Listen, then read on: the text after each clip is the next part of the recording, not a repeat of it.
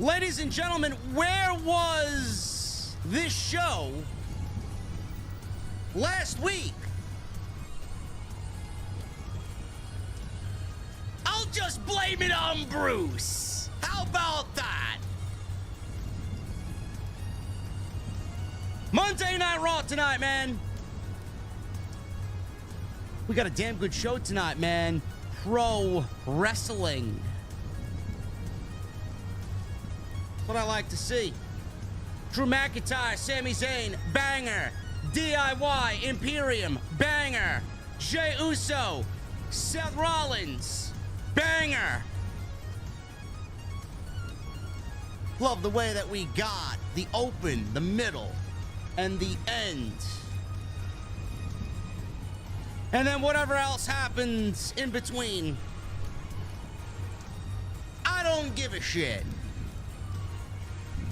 Monday Night Raw, man, forwarding some stories. CM Punk wasn't there tonight. He'll be there next week. All in all, decent Monday Night Raw tonight, man. I cannot complain. Ladies and gentlemen, tonight we're drinking in the OG OTS venue. Why? I just want a change of scenery, man.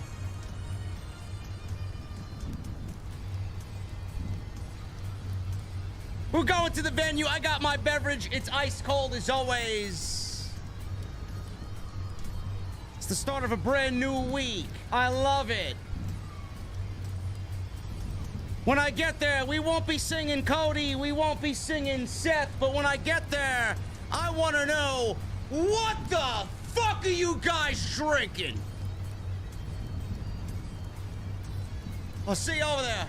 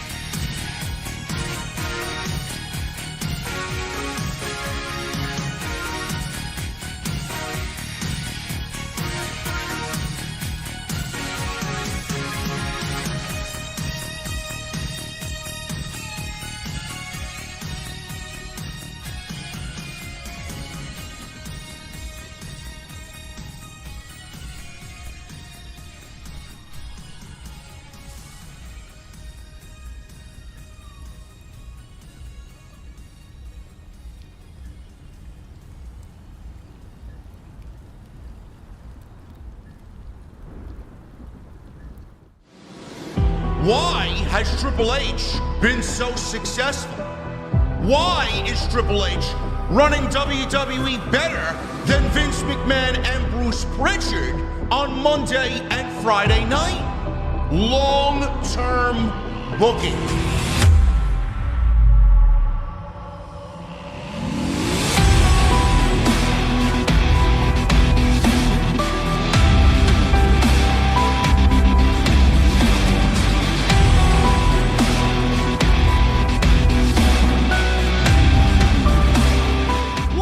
Guys, thank you so very much for joining me right here on Off the Script. This is your Monday Night Raw post show for December 4th, 2023. I am your host, JD from New York, as always, coming to you live from the OTS venue. Thank you guys so very much for joining me on your Monday evenings, wherever you may be. Jey Uso will now have to abandon yeet. No longer can he use the word yeet in any capacity on WWE television. That includes in a promo and on a t-shirt. Though Kevin Dunn made it a clear priority to showcase the one sole sign in the crowd that said, "Eat." Great. Some copyright issue? I don't know. Listen, man, just play it up. Just play it up. Play up the fact that Roman bought the trademark to yeet. And we don't need Jey to be saying yeet anymore because just blame it on Roman. He didn't like it anyway. So he said, why not? Let me buy the trademark. Fuck your yeet. It's a possibility. I don't know. I don't know who owns the trademark to it, nor do I care. It's probably some fucking, it's probably some unknown kick streamer who thinks they are the center of the fucking universe, man. These in real life streamers. Awful. Just awful content. It's probably one of those guys. I don't know. What wasn't awful tonight was Monday Night Raw. I quite enjoyed Monday Night Raw. I thought they did a very good job at progressing story on Monday night. Several things going on here. We still have the de-evolution of Drew McIntyre. Drew McIntyre is turning into one hell of a heel, man. He's targeting all that have done wrong to him. Clearly, he still has an agenda against Seth Rollins. And I'm liking what we're seeing there, man. He had a great match with Sami Zayn tonight. And we might have gotten a little nugget of where they are going for the Royal Rumble, with Drew McIntyre and Seth Rollins possibly for the World Heavyweight Championship once again. Oh, is it Kanye West? Fuck do I know, man. I don't listen to Kanye West. If that's the case, listen, whatever. It is what it is. Yeet. Is he going to sue me now? Drew McIntyre, man, loving what's going on there. Great open with Sami Zayn. I'll talk about Drew McIntyre and the growing speculation that CM Punk and Seth Rollins needs to take place at the Royal Rumble. That is not a Royal Rumble match. It's not. And I'm going to need you guys to stop thinking that it is. That is not a Royal Rumble match. That is a World Championship match for WrestleMania. Great open to the show. We got Cody Rhodes and Shinsuke Nakamura. I thought what they did tonight with Shinsuke was probably the best presentation of this heel Shinsuke Nakamura that we've seen. I like the red background, the red ambiance. I like the fact that they are continuing with the subtitles and him being a little bit more comfortable in his native language. I like all of what they're doing with Nakamura. I just don't know if anybody is going to believe in him and take him seriously in this feud with Cody Rhodes. This is merely something to do for Cody right now before we get to the Royal Rumble.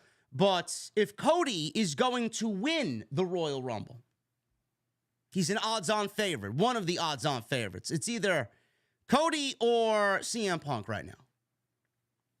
Flip-flop back and forth, depending on who you guys care for more.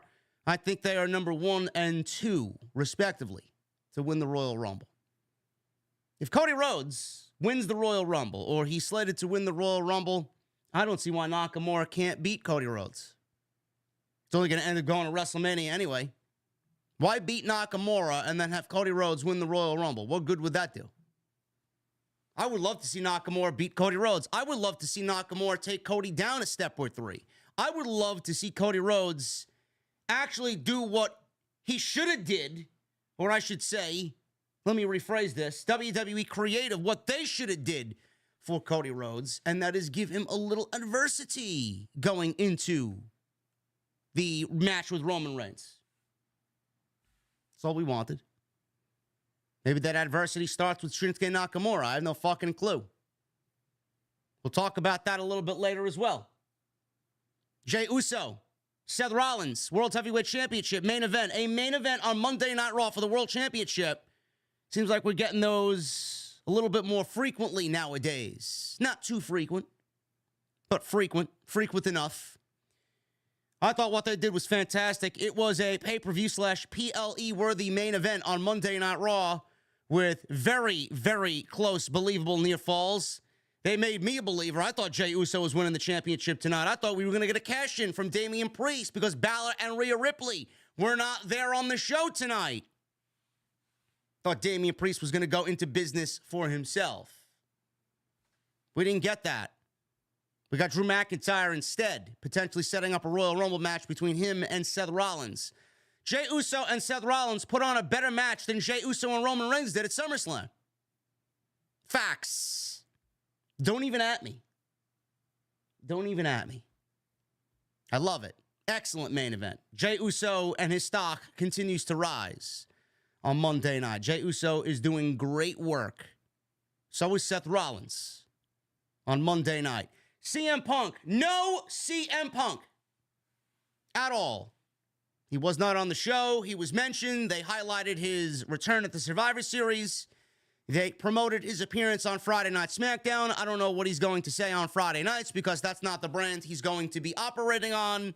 Oh, I love you. Oh, I'm home. And he's going to do some bullshit with the troops, I'm sure. Babyface PG Punk on Friday. Great. Great. Adam Pearce made a mention of CM Punk tonight. He actually told Seth Rollins that I'm inviting CM Punk to Monday Night Raw next week. I'm just giving you a word of warning. And I'm going to sign him to an exclusive contract on Monday Night Raw. Rollins said, I don't give a shit. Stay out of my way and let me do my thing. I don't care about CM Punk. Yes, you do. He will eventually care about CM Punk.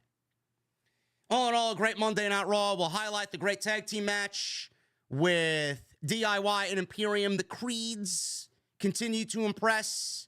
Both teams, the Creeds and DIY, continue to get over through work rate. I love when you got these fucking unintelligent geeks online. Oh, well, vanilla midgets. Work rate sucks.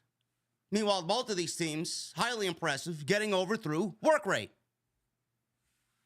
We'll talk about that as well, man. All in all, great Monday Night Raw tonight for your December 4th, 2023. You guys are awesome. You guys are awesome. What a weekend, man. I am exhausted. Still exhausted. Saturday night, we had House of Glory.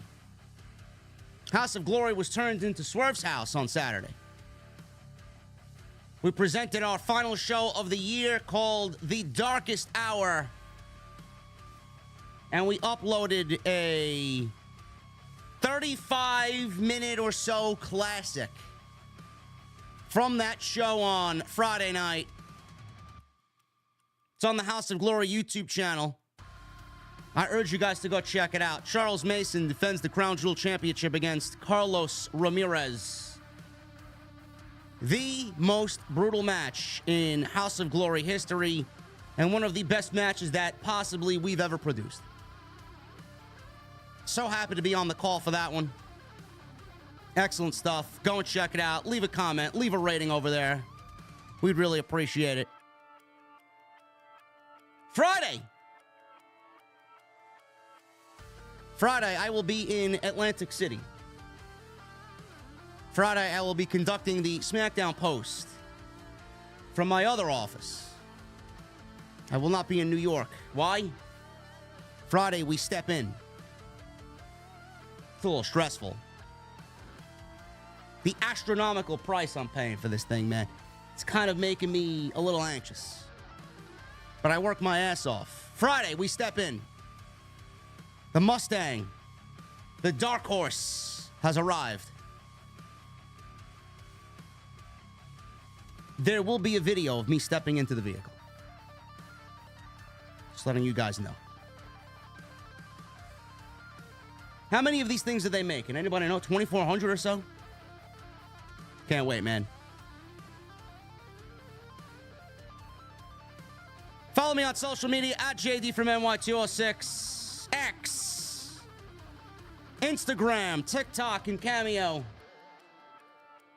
Make sure you guys hit that subscribe button down below. Turn on the bell for all notifications. Make sure you guys go and check out all the other content on the channel. There is plenty of it. Super chats are open. Get them on and we'll hang out for last call at the end of the show, as always. Memberships are open. Get them on in.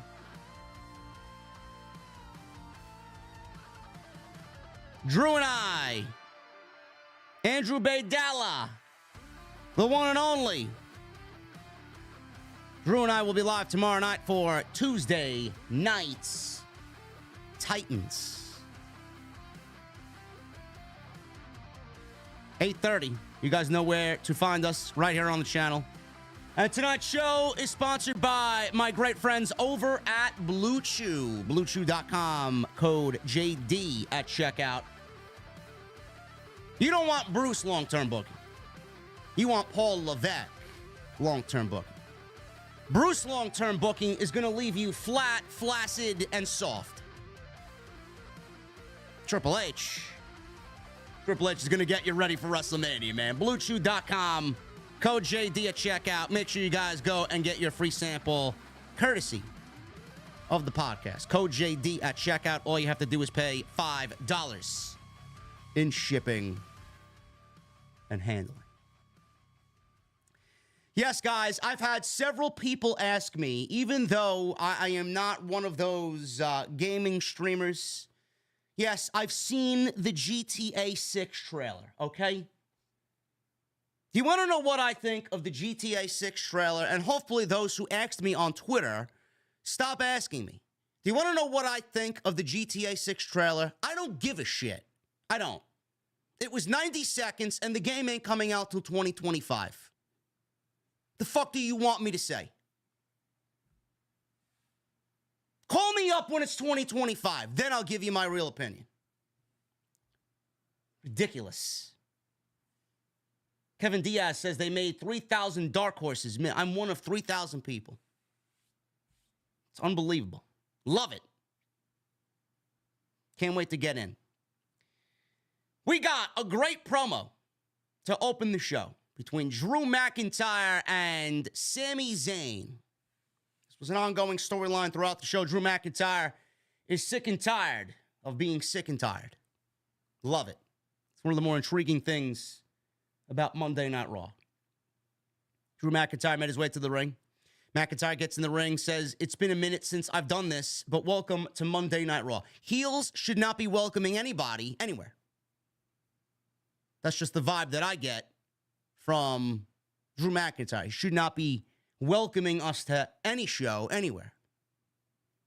He said it feels like everyone has lost their mind lately around here. Liars, hypocrites, cowards, and just plain idiots. Apparently, you can get fired, released, leave, do what you want for a bunch of time, come back to the company, and you're instantly forgiven these days. I wonder if they're going to be setting up somewhere in 2024 a Drew McIntyre versus CM Punk match. Because clearly he was talking about CM Punk. CM Punk chant broke out. Drew grinned and said, "Listen, I could be talking about anybody." Nah, bro, you're talking about Phil Brooks. We get it. He talked about Jey Uso running to Randy Orton with his tail tucked between his legs to apologize. He says his time is coming. He says he's forgetting someone. He then said Sami Zayn's name. All of a sudden, Sami Zayn comes out. Sami entered the ring, face-to-face with Drew. Told Drew if he's got something to say about him, why don't you just say it to my face? Drew says he does. He said Sami is the one person in the world who deserved to get screwed over by the bloodline. He said he was their little lapdog and errand boy. He says he joined them and then screwed them over. What the hell did you think was going to happen? Sami says they're not all or at all anything alike. He says he's not a delusional person or someone who points a finger at everyone else for their own shortcomings. He said when he lost in front of his family, he stayed hungry and stayed driven, and it carried him to victory to the main event of WrestleMania. He says he got the redemption, and he made his family proud. Do you think that you're making your family proud by your actions, Drew? Drew said one of them is not walking out of the ring tonight. He asked for a referee and the bell to ring, and we got Drew McIntyre versus Sami Zayn right after this promo. So I like the way that Sami is standing up for himself. I like the way that Sami is taking that confidence and telling somebody like Drew McIntyre and telling the audience that I will be a world champion in 2024. And I hope that is the case. I really do. If that happens next year, you're not going to get a complaint out of me. I think 2024 may be too soon, especially on Monday Night Raw. There is a huge possibility that that could happen. But the long-term booker in me and the more storyline-driven, let's make everything epic part of me feels like Sami Zayn could absolutely win the Royal Rumble in 2025 and main event WrestleMania with Gunther for the World Heavyweight Championship. Just thinking out loud long term. I don't even know where you would slot him in. I don't. Maybe it happens at SummerSlam. I don't know. But Gunther's winning that title this year. And Gunther ain't losing that championship for a very, very long time. Got to be the right place and the right time for that to happen. I'm sure we'll talk about WrestleMania at some point. Who fits where, what matches to do, how things change now with CM Punk back in the fold. It's crazy. It really is crazy. At one point, we were thinking Gunther would win the Royal Rumble and then challenge Seth Rollins for the World Heavyweight Championship. That probably is not going to happen right now. CM Punk coming on in has vastly changed a lot of what you're going to see at WrestleMania. And it's very apparent that WWE is doing Rollins and CM Punk. And it should happen at WrestleMania. It should not happen at the Royal Rumble. I'll probably dive a little bit into that when we get to the Rollins match with Jey Uso. Because it's not too early to start thinking about WrestleMania. This match was great. Drew McIntyre and Sami Zayn had a banger match here to open Monday Night Raw. They went nearly 20 minutes. Again, I ask, where was this match last week when the world was watching? When you had all those old eyes returning to watch Monday Night Raw in several years for the first time to see CM Punk back in a WWE ring. Where was this type of match last week?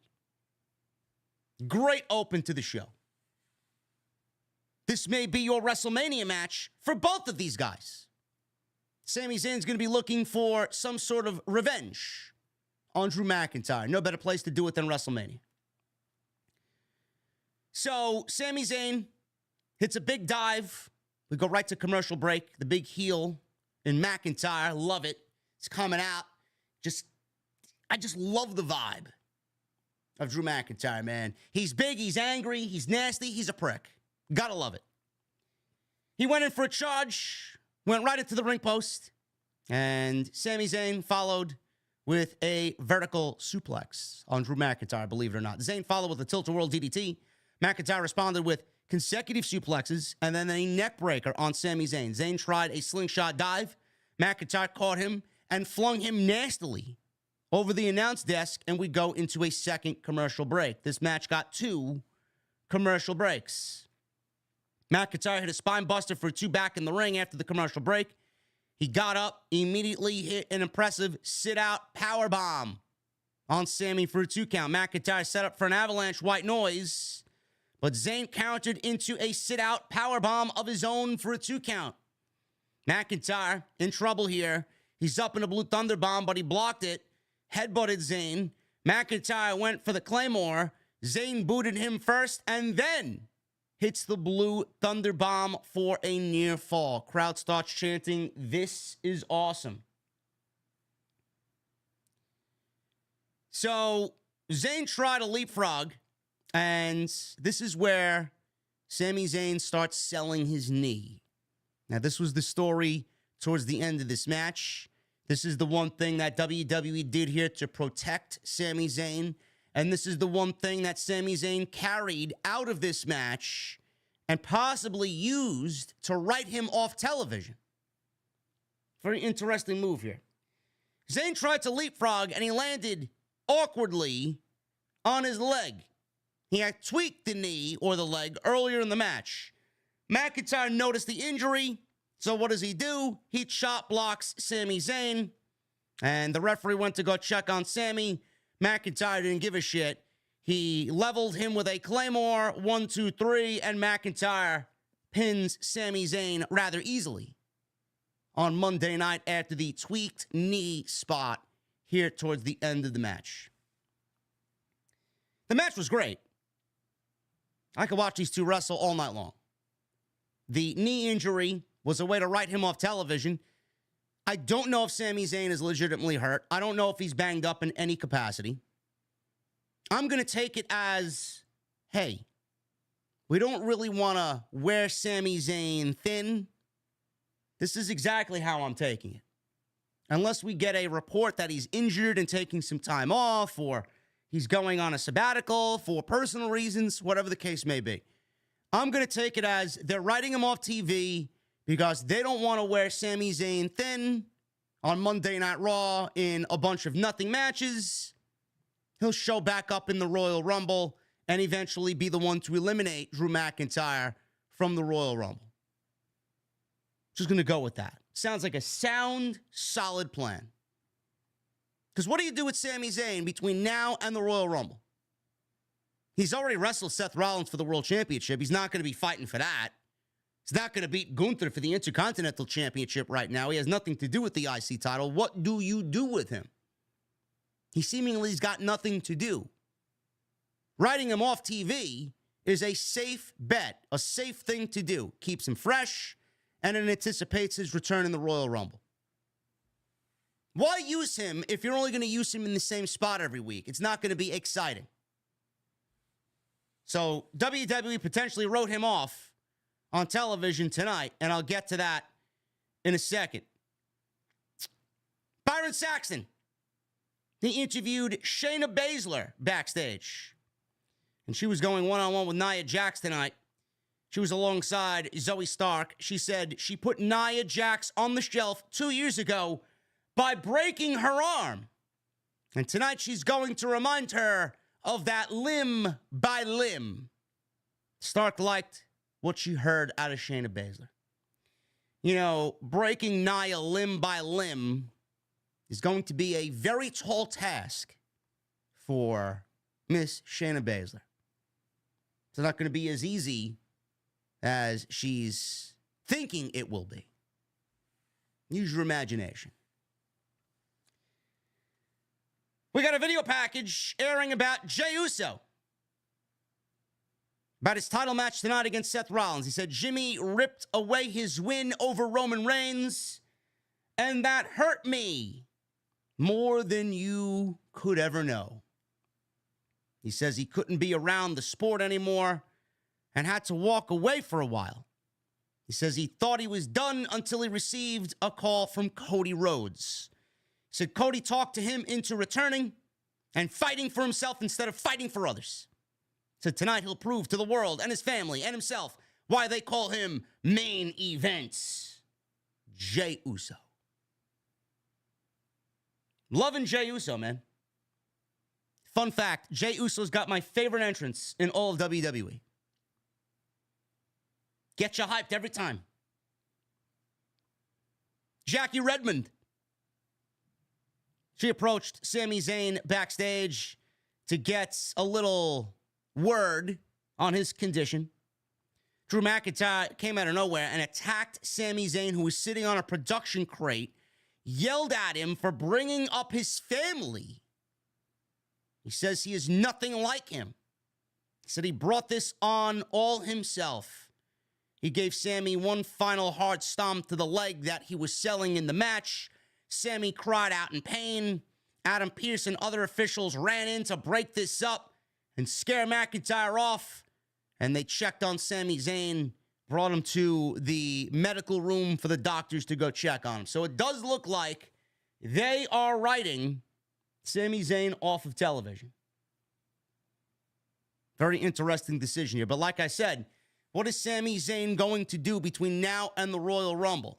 Seemingly looks like writing him off TV to keep him fresh, to let him rest up. Sami's been going hard all year. He has. Give him some time off. If you don't really need him, why use him? Why waste him? Why turn his wheels when there really isn't any progression going on? Save him for the Royal Rumble. McIntyre is going to go on to potentially wrestle Seth Rollins. I mentioned McIntyre being eliminated by Zayn in the Royal Rumble. Could still be the case. Maybe McIntyre and Seth Rollins have a match at the Royal Rumble for the World Heavyweight Championship. And Sami Zayn is the reason why McIntyre loses that. McIntyre's so obsessed about Roman Reigns and the bloodline and what they did to him to ruin his chances of reaching the top of the mountain. Sami Zayn is going to take that away from Drew McIntyre, just like now Drew McIntyre took time from Sami Zayn. We'll see what happens. Though I like it. It's not a bad decision at all. They cut to Jey Uso telling Sami he'll be all right as a trainer was checking on his ankle. I got this, Us. Don't worry about it. Byron Saxton. He interviewed Becky Lynch backstage. Nia walked in and told Byron Saxton that he looked like Barney because he was wearing a bright purple suit. If Nia Jax is calling anybody a large dinosaur, you know what? I'm not even going to bother. I mean, it just basically sells itself. But yes, Nia Jax has the gall, has the balls to call someone a large dinosaur. Wow. Pot calling the kettle black, don't you say, huh? Yeah, man. We got Becky and her lemons and Nia Jax laying velociraptor eggs. Great. Or Tyrannosaurus Rex eggs. Velociraptors too. You know what? Never mind. Nia Jax walked in. Jax asked if she was referring to her last week when she spoke of her opponents on her list. Becky's got a list of opponents. Becky said she is, actually. Yeah, I am talking about you. Jax said when she's done with Baszler, Becky is all hers. Great. Great. We got Shayna Baszler here, one-on-one against Nia Snorlax. Nia Jax. Oh!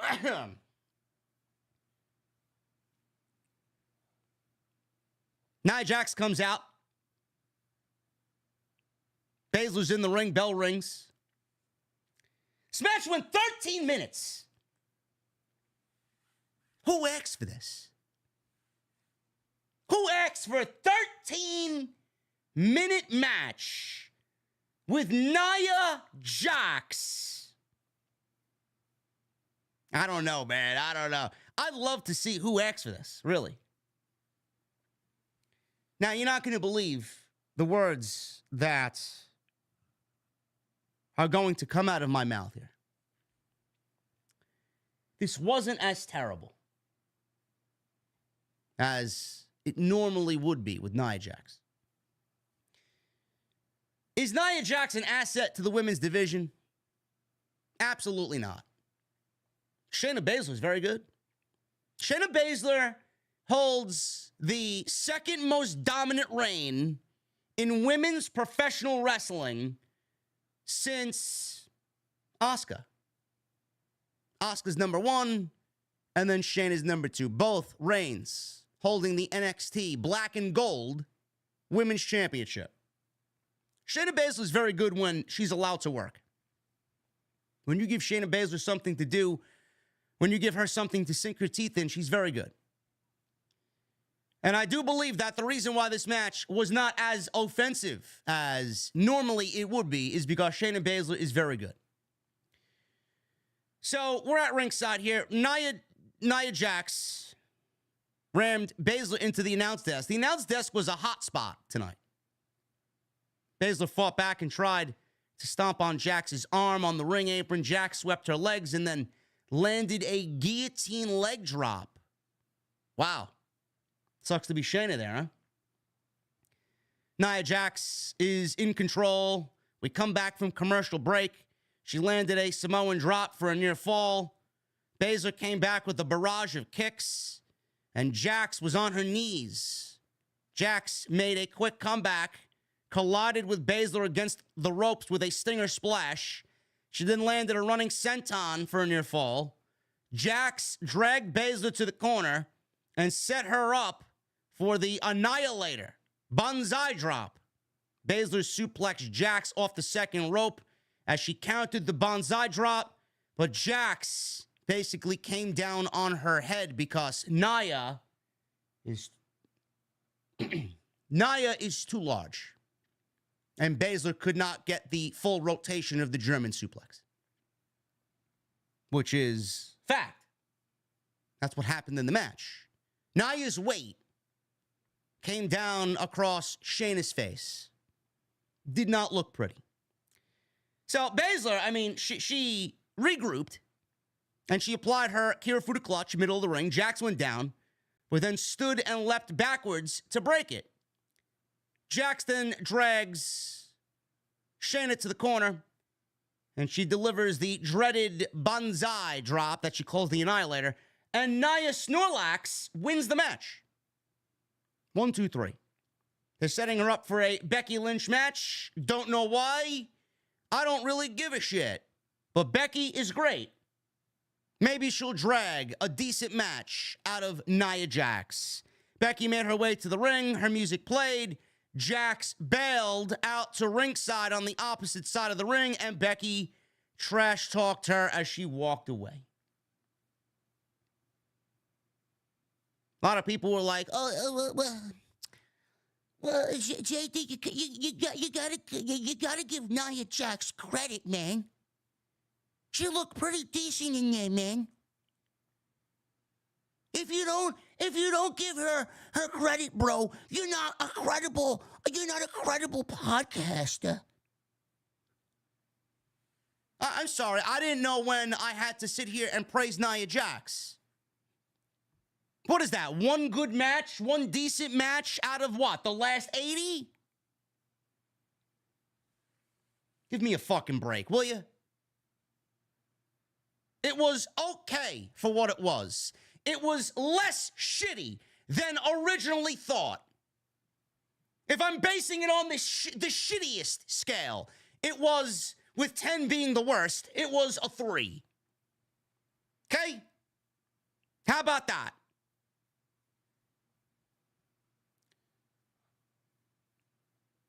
Backstage, Johnny Gargano and Tommaso Ciampa. I say Ciampa, you may say Ciampa. I say Ciampa. They were chatting when Indy Hartwell and Candice LeRae walked in to give them a pep talk. Giovanni Vinci and Ludwig Kaiser. They walked in and called all of Gargano and friends losers. Kaiser looked at Vinci and said, I hope you don't let me down. Vinci said the same thing to him. Don't let me down, bro. Kaiser was not happy about Vinci snapping back with the words. DIY, Johnny Gargano and Tommaso Ciampa against Imperium. 2 out of 3 falls. I thought this was great. Just looking at this looks like a black and gold throwback match. This is exactly what Triple H would book on NXT Black and Gold. The only thing that we're missing is the beautiful, I know. I was about to say it. I miss him too. The only thing missing from this match were the beautiful melodious tones of Mauro Ranallo. I know. Everybody misses Mauro. I miss Mauro. I love that man dearly. 2 out of 3 falls here. I thought this was excellent. Gargano and Ciampa, a little bit of a struggle to get over on the main roster, huh?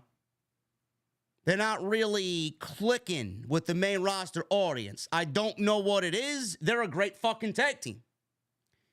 But the thing is, tonight, for the first time, I felt like we hit that point where we're finally starting to round the corner. The crowd was buying in to DIY. They were chanting for DIY. They were popping for DIY. I love it. And we're going to start to see more and more of this as the weeks go on, as long as they continue the process. So, this match went 15 minutes. DIY set up Kaiser for meat in the middle. Vinci saved him by yanking Gargano out of the ring. Kaiser schoolboyed Ciampa while holding the tights. So he hooked the tights to win the first fall roughly about 5 minutes in. Okay. Kind of figured this was going to go 3 falls. Can't really beat DIY 2-0. Can't really beat Imperium 2-0. So it was pretty academic that both of these teams were going to score a pinfall each. So DIY loses the first pinfall. Gargano and Ciampa then wiped out Vinci and Kaiser with dives right after the first fall. DIY did the same thing where they sat on the announce table and gave themselves a pat on the back, even though they lost the first pinfall. So Imperium back in control after a commercial break. We didn't see how or why they were in control. Imperium went for a double team move, but Ciampa blocked Kaiser, and the distraction allowed Gargano to roll up Vinci for the second fall, roughly about 10 minutes in. So we got 2 roll-ups.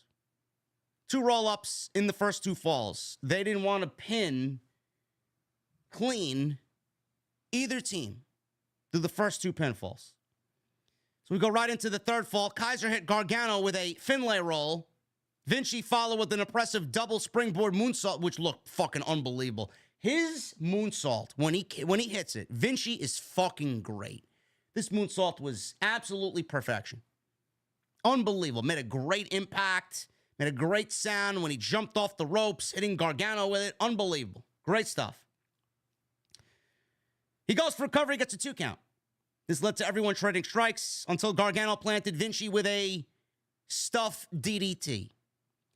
Crowd was giving them a round of applause. They were really appreciating the work rate of both DIY and Imperium. Ciampa hit Kaiser with an air raid crash, and DIY set up for meet them in the middle. Again, Vinci saved Kaiser.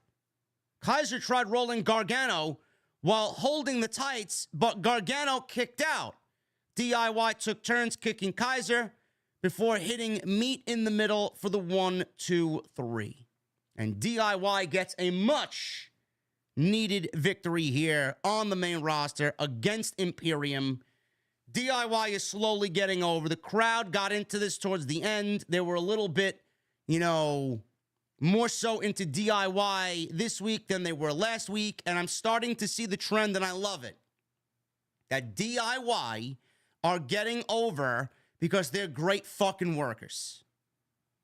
That's what they built themselves on NXT.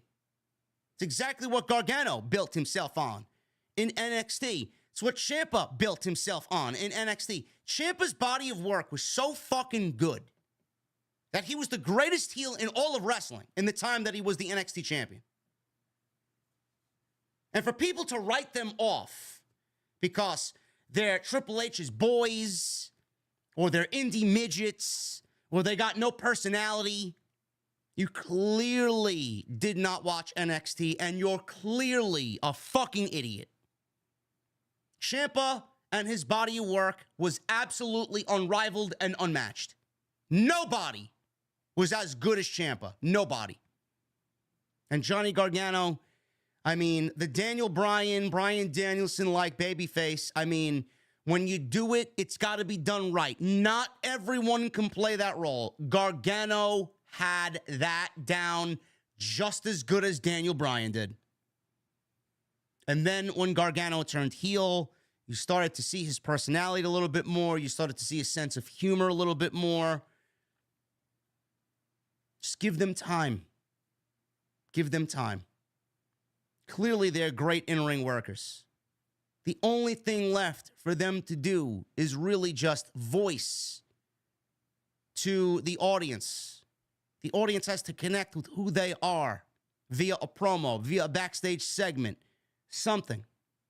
They are starting to connect with them in the ring and what they do. And it's going to happen through repetition. The more you see it, the more you see their body of work, the more you are going to appreciate who they are. The smart ones know. But I'm loving the fact that the crowd is slowly starting to get on DIY side. Now, I don't know what they're doing with Imperium. I don't. I mean, I think teasing a breakup of Imperium is fucking ridiculous. Really. I don't think you should break up Imperium. I don't think that you should remove one, keep the other. I don't know what's going on here. I genuinely don't know. There isn't any good route. There is legitimately no good end goal for this. Vinci's great. Kaiser's fucking great. Together, they're great. Solo? I don't think they're ready for that yet. It's not even close. Nobody is thinking, you know what? Let's break up Imperium. Let's go Vinci by himself. Let's do Kaiser by himself, and Gunther doesn't need them. No, they are better together. They are. The Judgment Day is not going to be around forever. Imperium should be the number one group on Monday Night Raw when the Judgment Day falls. No sense to break up Imperium. There's no good end goal, so why bother? The Creeds. They were backstage with The New Day. Kofi Kingston and Xavier Woods. They were on the Creed's shoulders. This is Julius and Brutus. And they were doing squats. Xavier said the Creeds crushed it last week. In walked Gable. In walked Tozawa, Otis, and Maxine. Maxine ended up lifting Tozawa and doing squats with Tozawa on her back. By the looks of it, I have a better squat than Maxine Dupree. And by the way, I know a lot of people are hoping that Gable is the one to take down Gunther. There's a possibility that Gunther can wrestle Chad Gable at WrestleMania. Maybe they held it off till WrestleMania and they wanted the big payoff. Maybe they will revisit Gunther and Chad Gable. But as of right now, with segments like this, with cringy bullshit like this, with Maxine and fucking Tozawa doing the fucking dance, whatever he's doing, it's moving Gable further and further and further away from being a legitimate contender for Gunther. Let's cut the bullshit and get Chad Gable back on track. R-Truth. He was hanging out in the Judgment Day's locker room. JD McRib. He was backstage with Damian Priest and Dominic Mysterio, and he told Truth that he's not a part of Judgment Day. R-Truth thinks that he is a part of Judgment Day. So, JD McSkillet told R-Truth that he's not a part of Judgment Day and he should get out of their clubhouse. Truth left. He brought them a very old school 1980s looking box TV. Damian Priest said Rhea Ripley and Finn Balor aren't here this week. Fans booed. Everybody loves mommy. He gave McDonough and Dominic a pep talk and told them to go handle the Creed brothers. Kaden Carter and Katana Chance. Love these ladies. Tag team match against Natalya and Tegan Nox. Didn't really care about this match, but I'm glad to see Kaden Carter and Katana Chance win, as now I think they are getting a shot at Chelsea Green and Piper Niven for the WWE Women's Tag Team Championships. Somebody in the company might have been listening to me when I said a couple of weeks ago, I don't know what the fuck we're doing. Where are Katana Chance and Kaden Carter? And they are your girls to put the titles on and build some legitimacy with the Women's Tag Team Championships. They have everything you need. Legitimately. They're great. They're an actual tag team. Their double team moves are fucking great and pretty looking. And they constantly are trying to get better. They constantly try and give you something different every week in there. They got a great entrance. I mean, what else do you need? And you know me, I'm not high on women's tag team wrestling in this company. I think the women's tag team division is dog shit. If it was up to me, I'd burn the fucking titles. But being that WWE's not going to do that because women's equality, why don't we give them to Katana Chance and Kaden Carter? WWE's done them no favors. They've done the titles no favors. The titles are a waste of time. But if you're going to do something with them, let's put them on an actual tag team. Piper Niven's not getting over with the audience. Chelsea Green's shtick is boring, and it's fucking painfully unfunny. I don't know who the fuck finds it funny. In fact, I don't like it at all. It's old. It's tiresome. It's the same old shit. It was funny for the first couple weeks. Not anymore. Not anymore. Fact. Chelsea's probably better on her own. It actually should be used as a vehicle to split Chelsea from this bullshit tag team and get her on her own. She's good enough to be on her own. Yet she's a comedy jobber. Natalya and her fucking myriad of tag team partners, I mean, it's a different woman every fucking month. Natalya's legitimately teamed with every woman on the roster. You name them, and Natalya's teamed with them. This match went 4 minutes. Not much time to really even care or buy into it. Natalya tagged in. She tried a discus clothesline, but Katana Chance ducked and hit a code breaker. Chance and Carter tried a double team move. Natalya powerbombed both of them off the ropes. Carter blocked the suplex and hit a super kick. Carter and Chance then hit their double team keg stand, which looked great. And they got the pinfall victory on Natalya and Tegan Nox. Green was irate, who was on commentary with Piper Niven. She was angry when Carter and Chance won. Michael Cole humorously said, I don't know why Chelsea is upset. Somebody had to win this match. Carter and Chance knocked Green off the apron. Looks like we're getting a tag team title match at some point. Yippee. Hopefully we see Katana Chance and Kaden Carter win the tag team titles and get them off this horrendous tag team of Chelsea Green and Piper Niven. We go into the third hour. We're already in the third hour, folks. This show is flying by, man. Cody Rhodes. The crowd was gifted tonight 3. Whoa! Imagine that, man. Going to WWE Raw and you're gifted 3 woes. Not 1, not 2, but 3 woes. 2 now, which is the regular for his entrance. And then they let the theme play out after Cody left the ring and they gave you another woe. WWE handing out woes like crazy, man. It first started as 1, then it went to 2. Now we're up to 3 woes, man. Wow. Cody Rhodes is out there. He was in his ring gear. He was looking for a fight tonight. He wasn't in some 3-piece fancy suit. He was in his ring gear.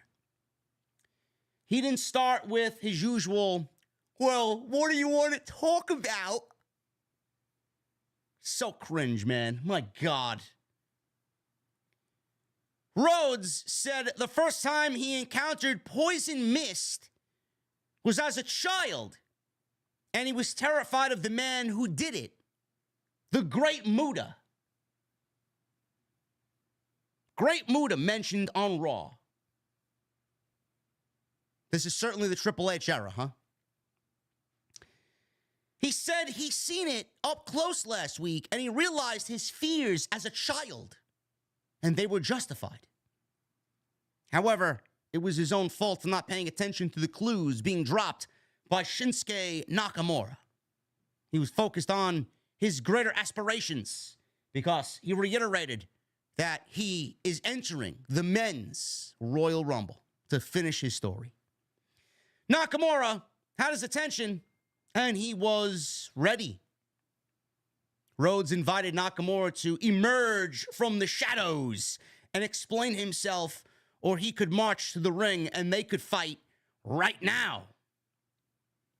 I mean, sure. Let's do it. Nakamura appeared on the screen. Nakamura said he and Rhodes or he made Rhodes' eyes burn last week. But tonight, he would open those eyes. He would show Rhodes what he wasn't seeing. The path they've taken is the same story. So we got clips airing of both men winning the Royal Rumble match. Nakamura won his WrestleMania match, or his Royal Rumble match, I should say, which led him to a WrestleMania 34 match with AJ Styles, and he lost to a dreaded Styles clash. Match was awful, overhyped as fuck, and WWE did AJ Styles and Nakamura no good at that WrestleMania. Then they showed clips of Cody failing against Roman Reigns at WrestleMania 39. And obviously, Solo Sikoa was the cause for Cody Rhodes not finishing his story. Nakamura said they suffered the same humiliation and were left with pages unwritten. The devil in Rhodes' mind was that he would never make it back. Rhodes has awoken Nakamura, who would unburden him and take the story off his hands. Nakamura never got to finish his story, so now he is going to finish Cody's. They cut to Rhodes, who said their stories were not the same, even if they shared a similar path. Rhodes wouldn't respect Nakamura unless he faced him in the ring. If Nakamura thought they were the same, he should come down here and prove it. Now, I actually quite like this. I thought this was good stuff. You know, I said this last week. The Nakamura feud with Cody Rhodes gives Cody Rhodes something to do in the interim before we get to the Royal Rumble. Now, we're getting the first match next week. I don't know how many matches we're getting out of this. I would find it hilarious if this is a one-and-done match and Nakamura loses. I mean, who are you building up here? I know you're building up Cody. I mean, that's just fucking staring you right in the face. We all know Cody's going to WrestleMania. But what is Nakamura's value to the show? What is his creative? What is his plan for the show or on the show? Nobody knows. I don't understand it. You like Nakamura too, right? Bacardi's walking around. If you hear her crying, you know why. She's not a Cody fan. She's not a Cody fan. But what are we doing with Nakamura? Like I said, we're getting the match next week. And like I said in the beginning, I would have Nakamura beat Cody.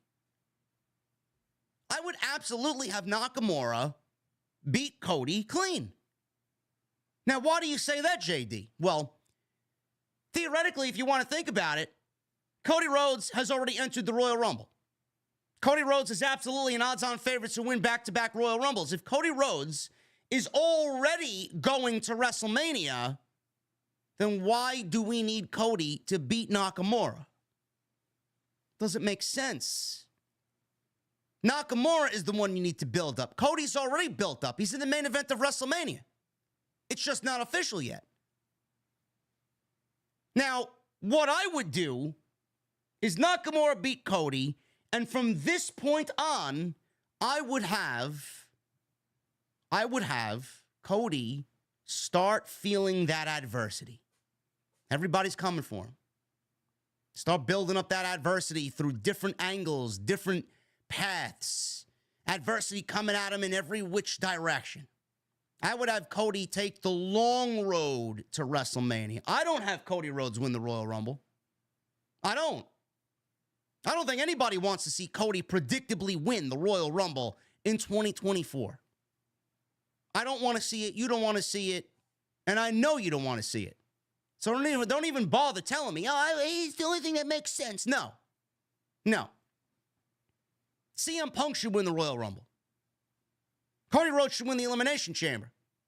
CM Punk for Seth Rollins, night one, WrestleMania main event, World Heavyweight Championship. That is, of course, if we're not doing Stone Cold Steve Austin and CM Punk. Again, that really depends on where WWE is going into WrestleMania. Now, if we get Punk and Austin, then more than likely we're getting Punk and Rollins at the Royal Rumble. But I'm booking without Stone Cold Steve Austin because he's not really active. And there really hasn't been any clues or hints that that match is even taking place. So I'm booking with what we are seeing and watching on television. Cody Rhodes wins the Elimination Chamber, and CM Punk wins the Royal Rumble.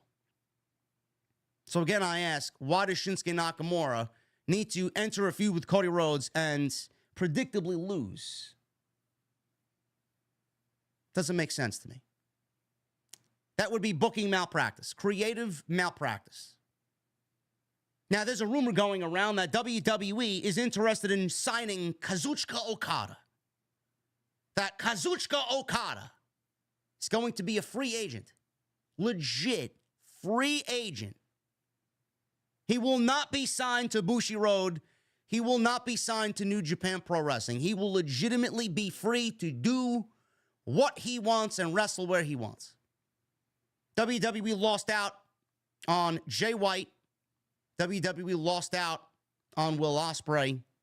Is WWE going to lose out on Kazuchika Okada? Everybody thinks Kazuchika Okada is going to be signed to WWE. Great. Awesome. Do you genuinely see Kazuchika Okada on a WWE program? This is a guy that minimum,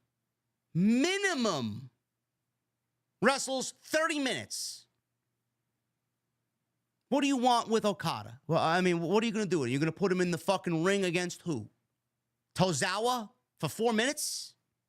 The fuck are you going to do with Okada on Monday night? What is he going to be on weekly television? Asinine fucking opinions today on social media. Now, granted, anything can happen. I mean, for the fucking love of Christ, CM Punk showed up in WWE after 10 years. He was just on AEW television back in September, and now he's on WWE television come November. And I know money talks, and I know the big bucks are going to be thrown at him to get him over here. But loyalty also talks. I just don't see Kazuchika Okada showing up in a full-time role on WWE television. I don't see what value that would bring him. He doesn't want to leave home. His wife is an actress or a voice actress in Japan. And the loyalty that he's shown New Japan throughout his entire career, this man gave his body, his fucking heart, his soul to New Japan. Do you think it's going to be that easy to say, you know what, Bushiroad, I'm out. I'm going to the States. Goodbye. I just don't see it happening. Maybe a one-off. Maybe they borrow him for a feud or two. I mean, I don't know. I don't see him wrestling full-time. I don't see him signing at all. Loyalty. Yes, money is everything. Great. But loyalty, in this case, I don't think that loyalty and that bond and that trust is going to be broken. I don't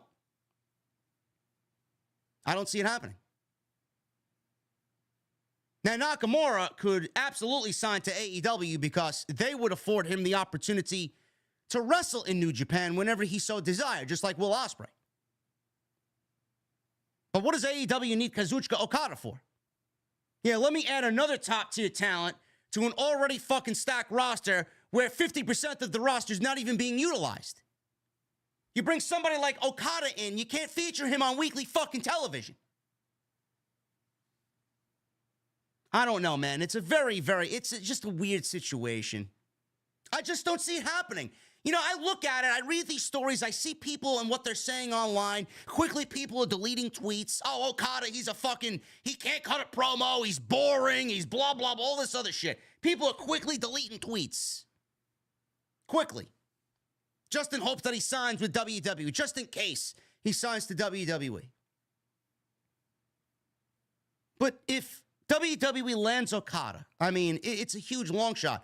I just don't see it happening. It's just, I can't wrap my mind around it. That would be like John Cena joining AEW. That would be like Roman Reigns joining AEW, right? Joseph Anoa'i signed, is now All Elite. with AEW. I just don't see it happening. Just a ridiculous fucking notion.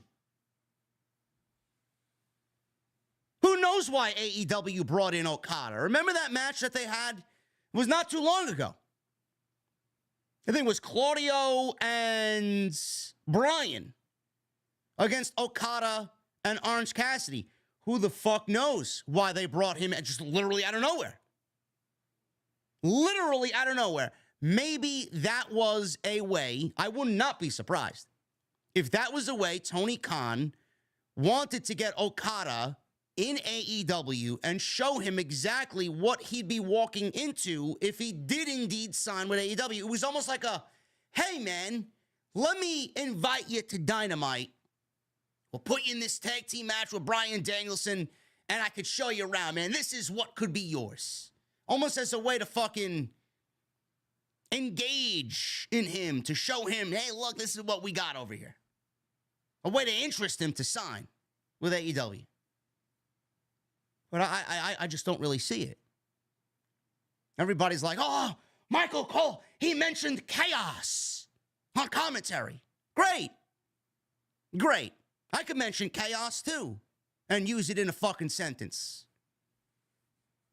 Big deal. Michael Cole's a commentator. Chaos is a part of the English language. It's in Webster's dictionary. What is this, CM Punk all over again? He mentioned chaos. That's gotta lead to Okada coming in, pal. Give me a break. Absolutely fucking ridiculous, man. I just don't see it happening. Maybe he wrestles at WrestleMania. Maybe is a fucking sliver, an eyebrow hair of a chance that Okada comes in and wrestles Nakamura at WrestleMania. Maybe. I just don't see it happening. But I like this feud. I think, A, it gives Cody something to do. Nakamura looked fucking great. They gave you an explanation. They made sense of it. You can't hate on it. Now, clearly, their paths are not the same. Or their stories, I should say, are not the same. Their paths are the same. Their stories are not the same. And that's what Cody wants to show Nakamura. Yeah, you know, you could sit there and say our paths are the same, sure. But our stories are not the same. And my story is going to run right through you. Should be good. I just don't see why Cody needs to win. Now, next week is going to be very interesting. I will revisit this next week, and I will say the same thing that I'm saying this week. Nakamura should not lose. If Cody's going to WrestleMania, why does he need to win? Doesn't make sense. Jey Uso asked Adam Pearce for an update on Sami Zayn. Pearce says he was still being evaluated. Jey threatened to go after McIntyre, but Pearce reminded him that he had bigger things to focus on tonight. Jey was well aware and was pumped for his match. Yeet! Gunther then walks in and approached Adam Pearce and said that they agreed to talk over some ideas about his next challenger for the Intercontinental Championship. What they're going to do, I don't know. But over on SmackDown, we got a United States Open tournament. Logan Paul will find his new number one contender via this tournament, 8-man tournament on SmackDown, which starts Friday. The Creeds. Tag team action against Dominic Mysterio and JD McFish. This was good stuff. Went 10 minutes. The Creeds, again, like Gargano and Ciampa, man, work rate is getting them over. Absolutely. Good stuff. I wasn't a big fan of the Creeds in NXT, but I'm loving their work on the main roster right now. They could absolutely be the recipient of winning those tag team titles. Seriously. I could see them winning the tag team titles, and I could see them splitting the tag team titles and putting a belt on Raw and a belt on SmackDown. Though I don't think that's the right way to go about it.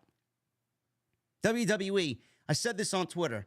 You got DIY, you got Imperium, you got the Creeds, you got Judgment Day, and whoever else. The Street Profits. WWE's got so many great tag teams. They don't need to have two sets of tag team titles. They don't. I could end your conversation with one statement.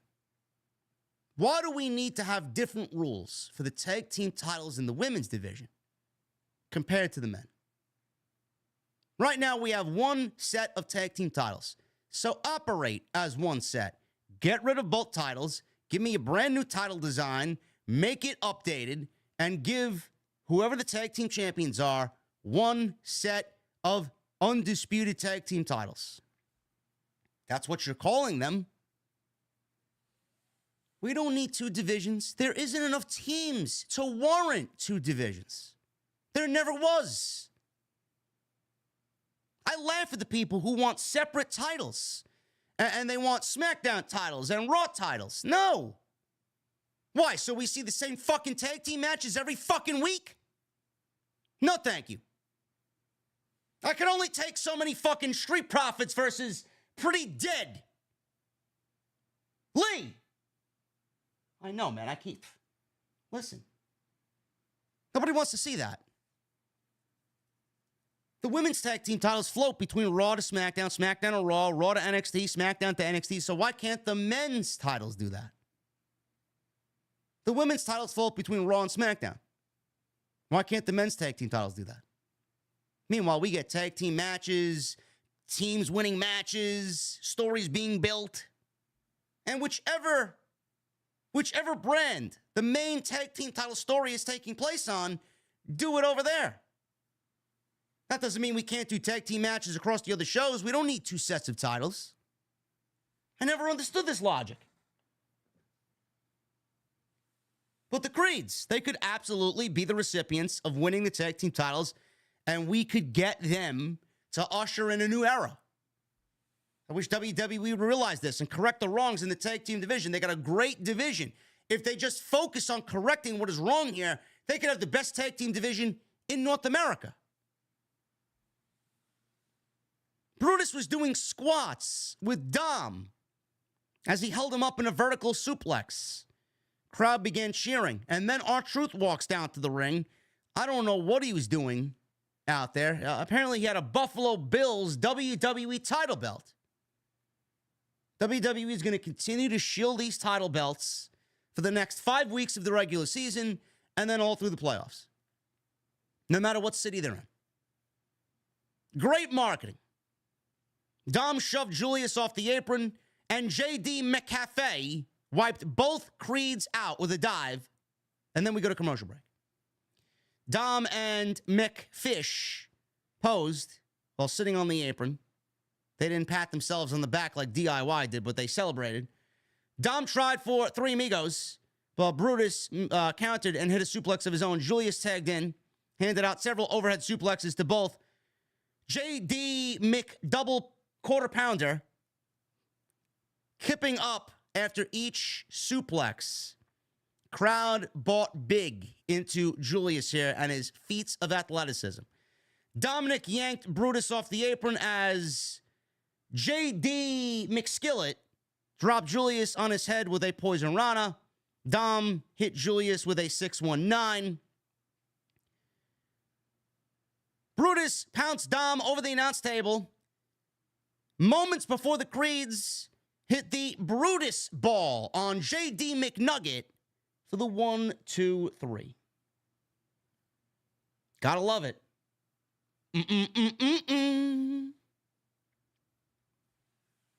Great. Listen, man. The Creeds are doing their thing. Damian Priest sent these two guys out there to stop the Creeds. They blamed it on R-Truth. This ain't R-Truth's fault. The Creeds are the real deal. Both McFish and Dom. They told Damian Priest that they're the real deal. Him and Finn need to watch out.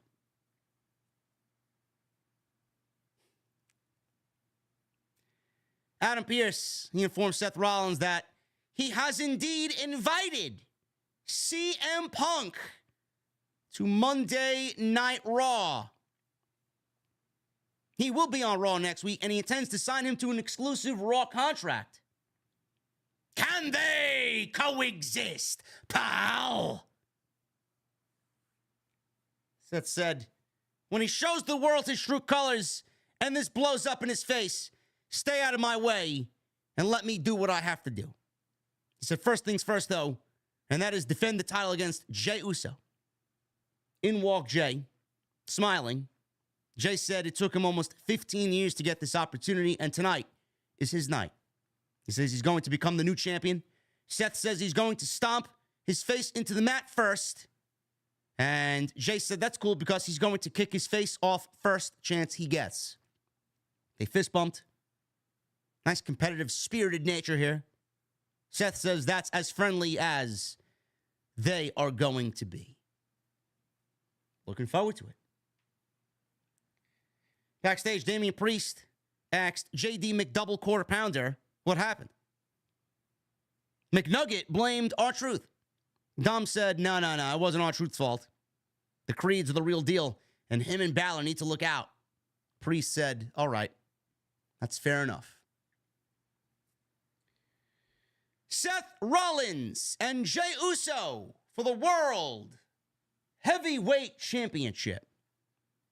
The bell rang around 10:35 Eastern Time, so this was going to get a whole lot of time on Monday night. And man, was this a great World Championship match. Raises the stock of Jey Uso and raises the stock of Seth Rollins for the World Heavyweight Championship. Love it. I thought this was excellent. This was better. This was probably Jey's best match since joining Monday night. And this was absolutely a match that blew away Jey and Roman at SummerSlam. This was a PLE main event on Monday night. Excellent stuff. Excellent stuff. This was littered with 2 commercial breaks. After a break, Rollins hit a running knee strike, springboard senton, lion salt for 2. Jey came back with a pop-up neck breaker for 2 and a Jey backbreaker for 2. Rollins set up for a powerbomb into the barricade. Jey blocked it, hit a DDT on the outside, which looked fucking nasty on Rollins. Another commercial break. They're exchanging strikes back and forth. Rollins hit a suicide dive, but Jey fought back, hit one of his own. They both went down after colliding with crossbody attempts. Jey hammered away on Rollins. Crowd, with every punch that Jey threw, was yelling, yeet. Rollins dropped him with a clothesline. We got a lot of CM Punk chants, a couple of CM Punk chants in this match directed at Rollins. He ignored them. He didn't really acknowledge them at all. He won't be able to ignore them next week because he'll be there. Jey followed with an Enziguri and a running hip attack, but Rollins followed with a sling blade and a frog splash for 2. Rollins hit a super kick, but Jey hit 2 super kicks and hit an Uso splash for a near fall. Now, I knew that wasn't going to get it done. Rollins followed with a superplex into a Falcon Arrow. Rollins followed immediately with a pedigree, goes for cover, gets a near fall. Jey gets up, hits the spear. Another great near fall. Jey went for another spear, but Rollins kicked him, hit the buckle bomb. Rollins seemed to be going for the stomp, but Jey speared him, quickly goes up top, hits the Uso splash. Now, it was unlikely that Jey Uso was going to win the championship here. But after the buckle bomb, and then Rollins setting up for the stomp, and then Jey getting up and hitting a spear out of nowhere, only to quickly run up top and hit another Uso splash and make the cover, I legit thought that they were going to give Jey Uso the world championship here. I did. Now, it wouldn't be for long. I thought Jey Uso was going to win the championship tonight off this spot, and then Damian Priest was going to cash in and win the briefcase. Or cash in the briefcase and win the world championship. I just had it in my head that this was the near fall. But Rollins kicked out. Chants of holy shit, which were bleeped on the USA Network. Jey hit a super kick, tried for another spear, but Rollins countered that into a pedigree. Rollins then did follow with the curb stomp, and that was all she wrote for Jey Uso. 1, 2, 3. Rollins retains the World Heavyweight Championship in an excellent TV main event that could have easily headlined a WWE PLE. Jey shook hands with Rollins after the match. Jey immediately exited the ring. As Jey was hunched over on the outside, he was leaning on the commentary table. McIntyre ran in out of nowhere wearing a black hood, flew in and dropped him with a Claymore kick. Rollins tried to dive onto McIntyre to save Jey Uso, but McIntyre caught him and overhead suplexed him on the outside. McIntyre then slammed Jey through the announce table. Crowd booed. McIntyre grabbed Jey by the head and told him that the truth would set him free. I like the way Monday Night Raw went off the air. McIntyre won in the open. He took out Sami. He beat Sami. Sami was written off television. Then he shows up in the main event. He targeted Jey Uso for getting the title shot because he believes he deserved it. Rollins tried to save him. He beat the shit out of both Jey Uso and Seth Rollins. That's the way Monday Night Raw came to a close. Now, I mentioned before, I see a lot of people making discussions about what the Royal Rumble Championship matches should be. Let's have a discussion. Normally, when I sit down and do these types of fantasy booking scenarios, they are simply fantasy, okay? I tend to try to book with what we see on television. Yes, we all sit here and do it the way that we think is best. But I truly think that this way is best, okay? A lot of people tend to think that the two championship matches at the Royal Rumble are going to be Rollins and Punk and Reigns and Orton. I would not do either of those matches at the Royal Rumble. Those are legit. Both of those matches are legit WrestleMania matches. Legit. Why do we need that type of undercard on the Royal Rumble when you have over 2 hours, 2.5 hours, give or take, with a men's and women's Royal Rumble match, which is the primary reason why we're even watching the Royal Rumble and why we're interested in the Royal Rumble in general? Why do we need to do those two matches? I don't really understand that logic. Rollins and Punk is not a Royal Rumble undercard match. It's not. It's a WrestleMania main event night one match. Could main event any fucking show on the entire planet, anywhere.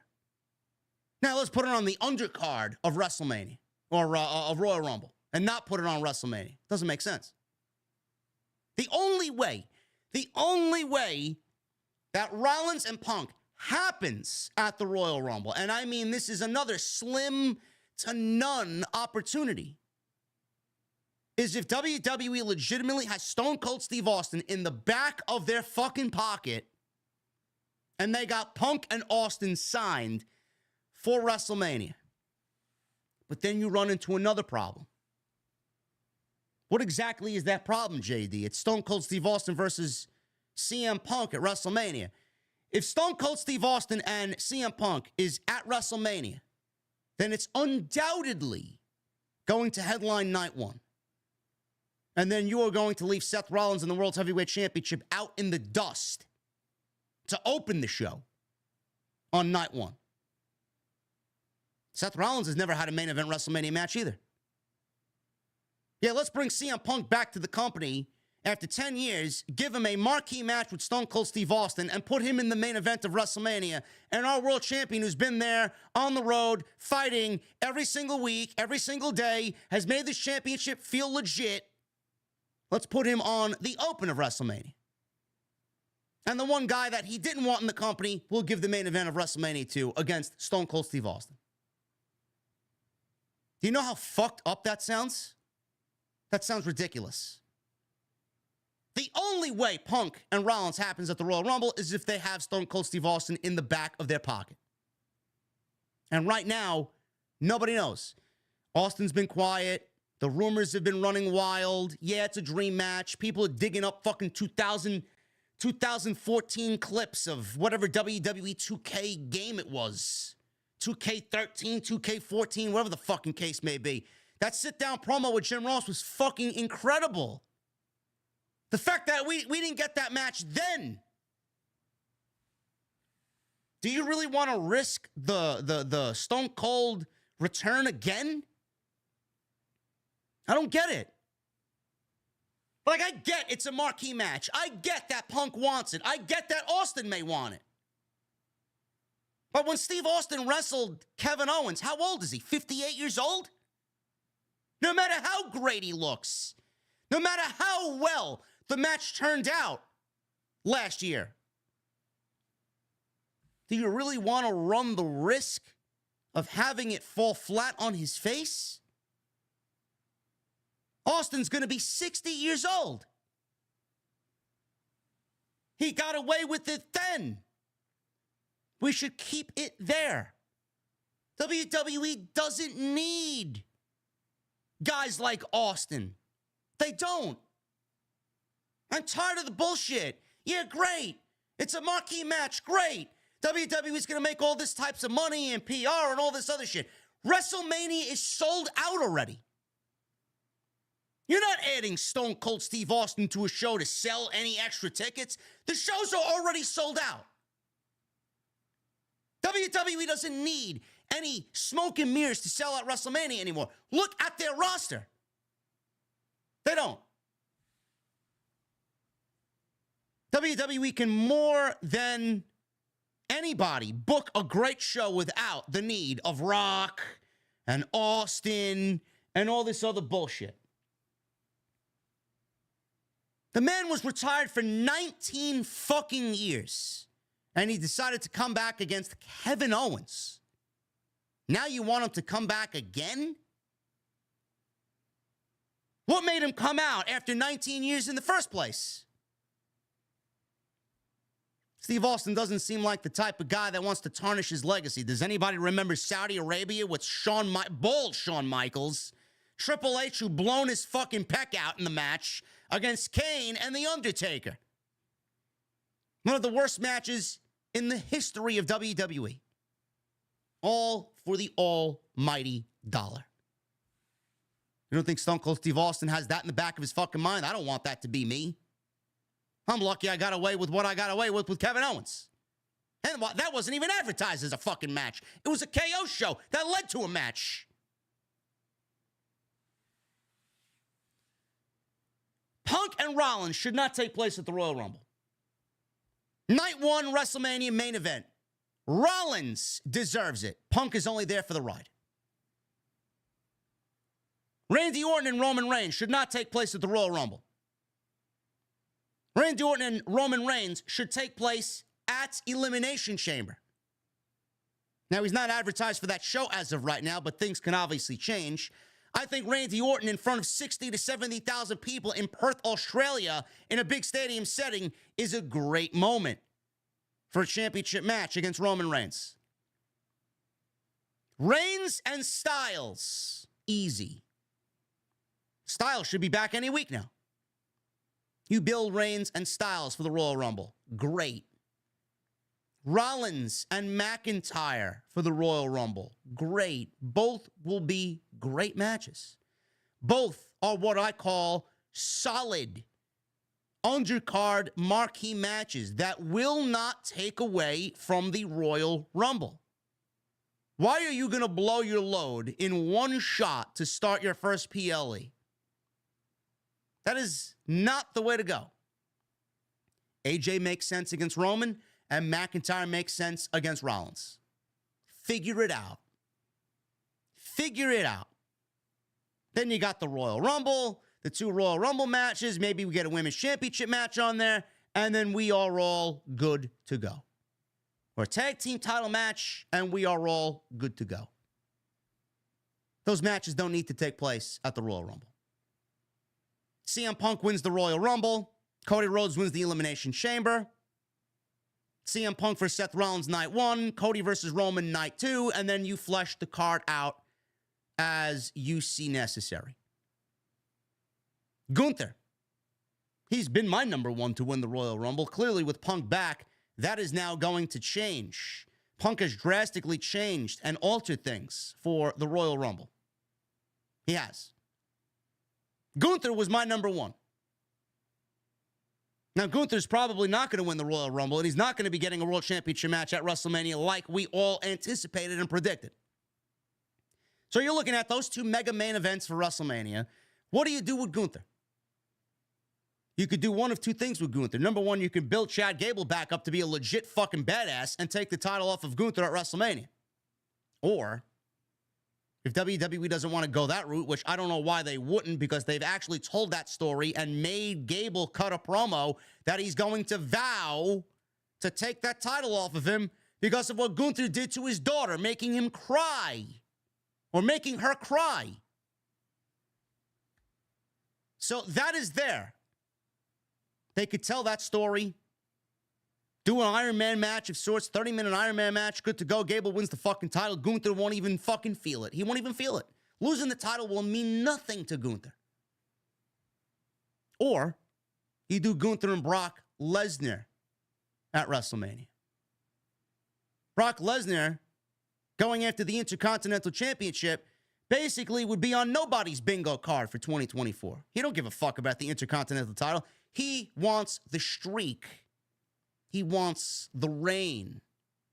Gunther, all he needs to do is come out and say, I've beaten everybody. There's nobody left for me. Oh, yeah? How about me, big boy? Gunther's already claimed that Brock Lesnar is his end boss, his final boss. Imagine Gunther beating Brock Lesnar for the Intercontinental Championship match at WrestleMania. And then on the following Monday, he says, I'm done. He puts nobody over. He remains undefeated. And we have a tournament for the Intercontinental Championship with Gable then winning the fucking tournament. Then we get a slew of call-ups from NXT. Maybe we get a Braun Breaker in there. Maybe we get a Carmelo Hayes in there. Gunther doesn't need to lose. In fact, if I'm booking this thing, Gunther's not losing, period. Give up the title. Tournament to crown a new champion. Gunther goes on to win either Money in the Bank or a returning King of the Ring gimmick. Either one would suit him fine. Either one would suit him perfectly. Money in the Bank, fine, great. It's a believable win. King of the Ring, even better. One of the best pro wrestlers on the planet, winning King of the Ring. Then he cashes in against whoever the champion is on Monday Night Raw in an honorable way. He doesn't come in and sneakily cash in a contract or anything like that.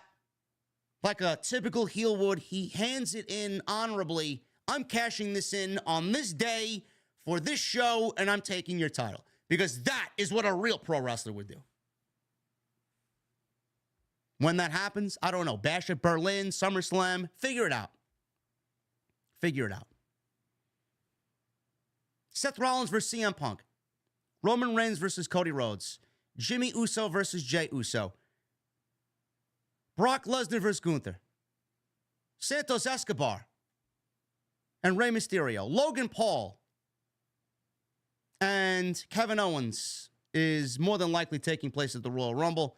Logan Paul and LA Knight for the United States Championship. Grayson Waller and Austin Theory, they should be in contention for the tag team titles going into WrestleMania. I love the makeup of that team. Bayley versus Io, if you want to tell that story for the SmackDown Women's Championship. Becky Lynch versus Rhea Ripley for the Monday Night Raw Women's Championship. What do we do with Charlotte? What do we do with Bianca? I don't fucking know. They'll probably be inserted into their championship match. Io, Bayley, Charlotte, Bianca, make it a fatal four-way. Do you believe that Charlotte and Bianca are not going to be in a fucking title match at WrestleMania? I mean, like, the sky is fucking blue. There's a couple of certain things in life. Death, taxes, and Charlotte and Bianca Belair getting a fucking women's championship match at WrestleMania. You know it's coming. You know it's coming. What John Cena does at WrestleMania, I don't know. They could put him against Solo Sikoa, get his win back after he lost at Crown Jewel. What Randy Orton does at WrestleMania, I have no fucking clue. No clue. Maybe we do Randy versus John Cena. I have no idea. But WrestleMania, I mean, just based off what we've seen so far on television, it's easy to see where they're going with these matches to flesh out WrestleMania. We don't need 18 matches, 19 matches like we were getting. A solid 7-match card each night is more than fine. McIntyre and Sami Zayn, I could see being another undercard match on WrestleMania. There's a lot of things that we still need to figure out. But the way things are going, a lot of people are talking on social media, oh yeah, Rollins and Punk at Royal Rumble. No. It's not a Royal Rumble match. It's a WrestleMania match. No big championship matches like that should ever take place at the Royal Rumble. Only under a very rare circumstance. Reigns and Orton? No, let's do that at Elimination Chamber in front of 70,000 people. That's where you do that. That's what Orton deserves. Seriously. And it's the World Championship. The biggest prize in the company. Make it feel like it. Punk wins the Rumble. Cody wins the Chamber. Boom. Easy. Very, very easy. I don't know why we got to make things difficult. But after tonight, on Monday, to close Raw, certainly looks like McIntyre is eyeing Rollins and another rematch because he didn't get it because Rollins gave it to Jey. McIntyre thinks it belongs to him. I think it belongs to him. They had a great match at Crown Jewel. Let's do it again. It was the match of the night at Crown Jewel. I don't know why you would not want to do that again at the Royal Rumble. Thank you guys very much for joining me on tonight's Monday Night Raw post show. I really appreciate you guys very, very much. Follow me at JDfromNY206 on Twitter. Or X, whatever you guys are calling it. Also available on Instagram, TikTok, and Cameo. Thank you guys for the love on Cameo, man. We fulfilled a couple of cameos this week. If you guys need any cameos for the holiday season, you got a birthday, you want me to plug your business, you want me to call somebody out and call them a fucking asshole, a geek, a goon, a virgin, go touch grass, whatever it may be, man, I'm available. I'll happily do that for you. Super chats are open. Get them on in. Let's talk. Last call. Go check out all the other content on the channel. There is plenty of it. Drew and I will be live tomorrow for Tuesday night's Titans. Your favorite new podcast in the IWC. You just don't know it yet. Tonight's show sponsored by my great friends over at Blue Chew. BlueChew.com, code JD at checkout. Let me tell you guys something, man. The way that I describe Blue Chew, man, it's either one of two ways, okay? If you don't take Blue Chew, it's like Bruce Pritchard booked Monday Night Raw.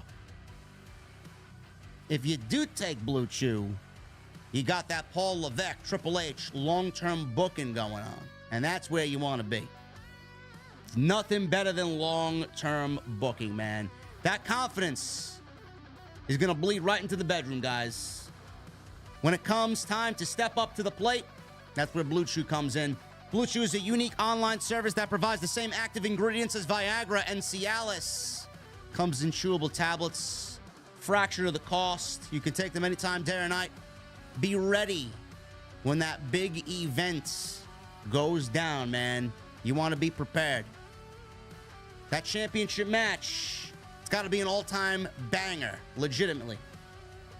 Process is very simple. You sign up at BlueChew.com, consult with one of their online medical providers, and once you are approved, you're going to receive your prescription within days. No questions asked.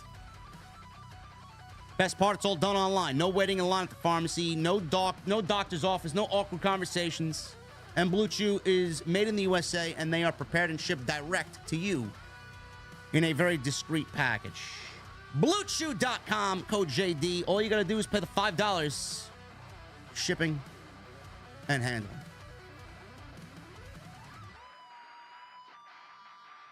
Who was first in the venue tonight? Lord Jake Coyle was number one, man.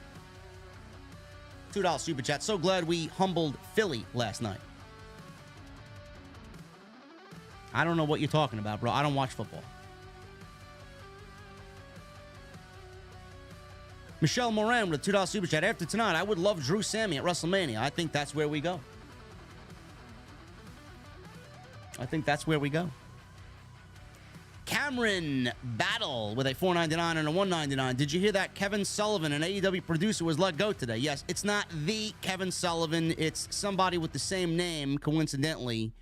And I don't know what's going on there, but Dave Meltzer reported that the internal change in AEW is being felt all over. I don't know what's going on. I don't. I wish I could tell you. CM Punk versus Drew McIntyre feud will cook. Absolutely. Chris Tiger Harris with 5 months. What the fuck are you drinking? Tiger Harris, he says, yeet, yeet, yeet. Setsuka with a $4.99. Papa H heard y'all slander and followed up with a banger show. Great Raw tonight. And since we're in the holidays, let's be thankful to Triple H for being here.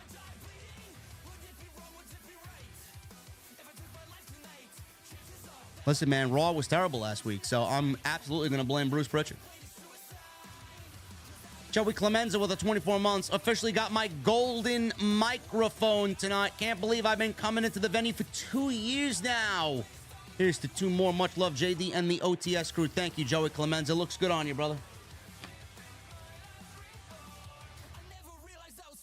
Cody Parker with a $4.99. Jay and Seth put on a show, but is Seth unbeatable? He got hit with 2 spears, a super kick while on his knees, and 2 Uso splashes. Also, his back angle.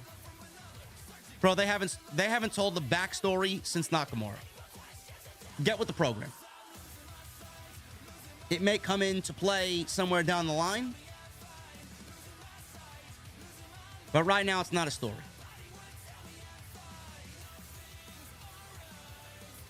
Phil with a 24 months. Phil also has a gold microphone, and it looks good on Phil as well. I got the golden microphone. Let's go.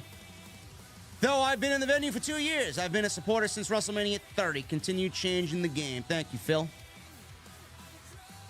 How do I up the ante from what we're doing now? I don't know. I think about it every day.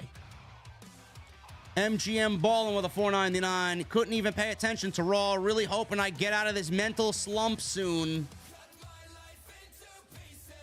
Ballin'. We all go through the mental slumps, bro. I go through them myself a little too often.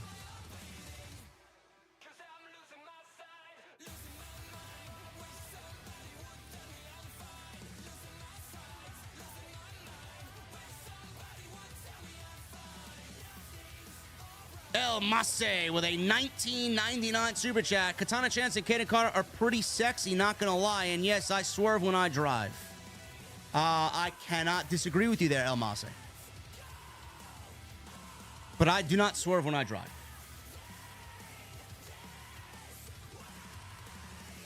Delightful Entertainment with a $4.99. Thought it was a great show tonight. Triple H is showing off with the storytelling and almost everything going on right now. The women suck, though. Yes.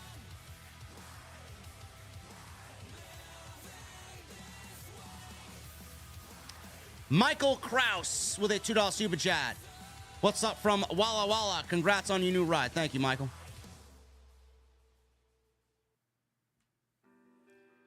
The Bastard with an 8 months. 8 months to the Grizz podcast and the GOAT, JD. Thank you, brother. Great main event. Glad no interference. Also, Katana Chance and Kaden Carter are really impressive. Yes, they are. Red Hood with a $4.99. Punk and Heyman better interact. None of this 5-minute shit after teasing Punk every second. That may be the story going into the Punk Reigns match sometime in 2024, which I do think will be WWE's Summer of Punk. Reigns, Punk, SummerSlam. That's where I think we'll see heel CM Punk. Jerome Johns Jr. with 2. Thank you, brother. No message. Mendelfs Eastman with a 2. Hey, how about Jey Uso be the one who wins the IC title? No. No, thank you. Michael Bellin with a $5 super chat. JD, best podcast in the IWC and YouTube bar none. Was nice to not see Judgment Day dominating the show for a change. 23 months in the venue. OTS for life. Thank you, Michael Bellin. One more month and you're a golden VIP as well, brother. Black Wolf Inc. with a $10 super chat. Hey, JD, I know you were disappointed by CM Punk's promo last week, but I ask that you rewatch the promo after watching the original pipe bomb again. Plus, he taunted the Bucks with a victory lap. Nick Houseman of House of Wrestling said that wasn't the case. I don't know.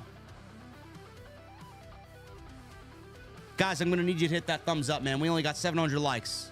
700 likes is unacceptable. We need 1,000. That's 1 with 3 zeros.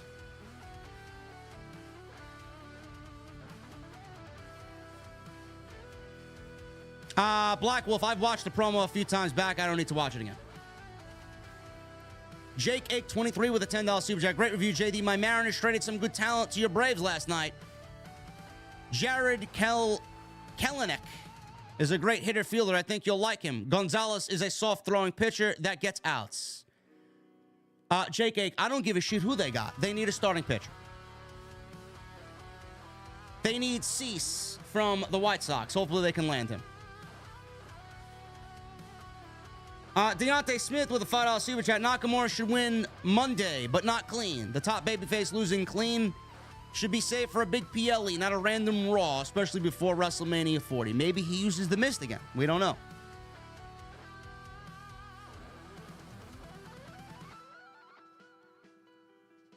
Jose Perez with a $4.99. Hey, JD, missed tonight's show. Your review has enticed me to watch later. Good job as always. Happy for DIY. OTS for life. Enjoy the holidays. Thank you, Jose. Mike NY with 19 months. Good pro wrestling tonight. Yeet. Maybe Drew versus Jey versus Seth at the Royal Rumble. Could be. But Jey lost clean. He doesn't need another title shot. Prodigy Freebird with 28 months. Getting close to the 36-month icon. Always love your shows, JD. Keep up the good work. Who would you put with Punk in his first match back? I don't know if I would do Punk and a first match back. His first match should be the Royal Rumble. I would not have CM Punk wrestle until the Royal Rumble. In the Royal Rumble. Joseph Taylor with a $5 super chat. Besides AJ Styles, Seth Rollins, Roman Reigns, Cody Rhodes, CM Punk, Nakamura, and Randy Orton, who else is there for Kazuchika Okada to face in WWE? John Cena. Imagine that. Okada versus John Cena.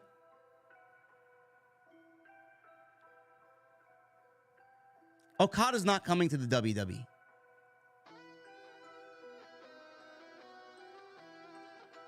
Jared Howard with a $2 super chat. Gunther can't leave. Legally, can't leave the United States. Housing or visa issue with Gunther. I'm sure that will be taken care of. And he'll be at SummerSlam.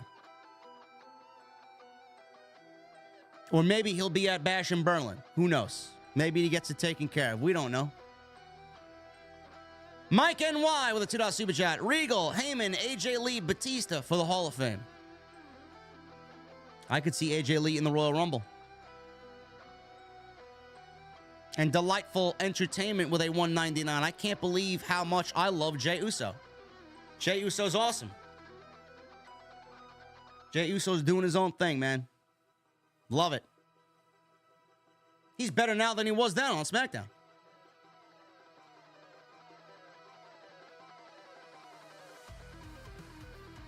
And guys, that's all I got for you tonight, man. I appreciate all the support. You guys are great. We're about 300 subscribers away from 151,000. You guys constantly show up to the streams. You guys constantly are showing support.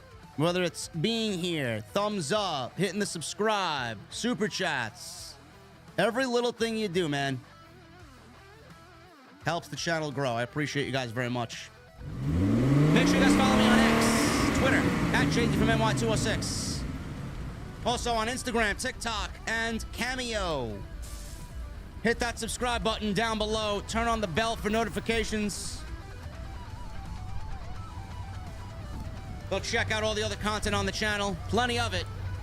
Drew and I will be live tomorrow night with Tuesday Night Titans.